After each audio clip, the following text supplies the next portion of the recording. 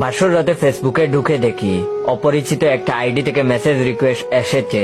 লিখেছে, জামাই please add me, I am blocked.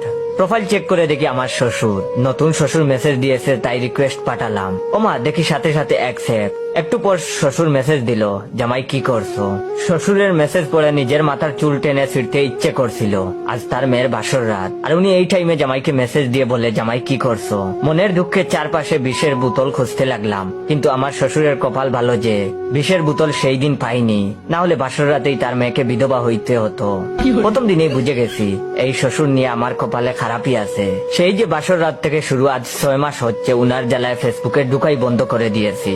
কারণ ফেসবুকে ঢুকলেই দেখবো শ্বশুর ছবি আপলোড দিয়েছে, আর সেসব ছবির ক্যাপশন দেখে মনে হয় ফেসবুকে যদি এক পোস্টে হাজার হাজার হাহা দেওয়ার অপশন থাকতো। কয়েকবার ফেসবুক কর্তৃপক্ষকে ইমেল করেছি এমন অপশন চালু করার জন্য, কিন্তু উনারা আমার কথা কানেই নেয় না। না হলে শ্বশুরের পোস্টে হাহা রিয়েক্টের বন্যা বইয়ে দিতাম। আমার শ্বশুর দিনে 4-5টা পোস্ট দেয় মাত্র। বেশিরভাগ পোস্টেই তাকে উনার বিশেষ মুহূর্ত তোলা সেলফি, নয়তো কোনো আবেগময় পোস্ট। সামনে যাকেই পাবে উনি তাকে নিয়েই সেলফি তুলে পোস্ট দেন।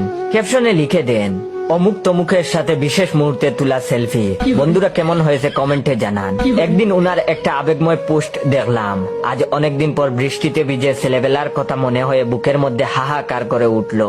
এক ছেলে দেখি সেখানে কমেন্ট দিয়েছে, আঙ্কেল এটা মনে হয় আপনার গ্যাস্ট্রিকের ব্যথা।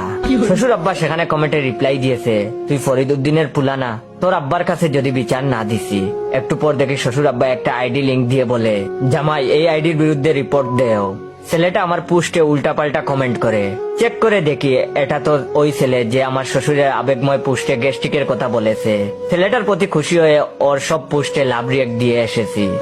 সেদিন অফিসের একটা মিটিং হচ্ছে, এর মধ্যে দেখি শ্বশুরের ফোন। চুপি চুপি ফোন রিসিভ করে বললাম, আব্বা আমি মিটিং এ। শ্বশুর সাথে সাথে বলল, জামাই একটা পোস্টে তোমাকে ট্যাগ করেছি, ট্যাগ রিকোয়েস্ট অ্যাকসেপ্ট করো। আমি তখন আচ্ছা বলে ফেসবুকে ঢুকে ট্যাগ রিকোয়েস্ট অ্যাকসেপ্ট করে বের হয়ে এলাম। একটু পর অফিসের বস দেখি হাসতে হাসতে তার চেয়ার থেকে উল্টে পড়ে গেল। সবাই দৌড়ে গেলাম বসকে তুলতে। উনি বাধা দিয়ে বললেন, দাঁড়াও দাঁড়াও, আগে হেসে নেই, জীবনে ফ্রিতে এর থেকে বিনোদন পাবো না। অফিসের সবাই সবার মুখের দিকে তাকিয়ে বসের কথার কারণ খোঁজার চেষ্টা করছি। এর মধ্যে তার হাতের ফোন আমার দিকে ধরে বলল, এইটা তোমার শ্বশুর না? বিয়েতে যে দেখলাম।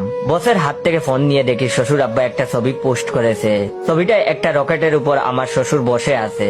ক্যাপশন দিয়েছে, এই অন্যায় অবিচারের দেশে আর থাকবো না, তাই মনের দুঃখে চাঁদে চলে যাচ্ছি।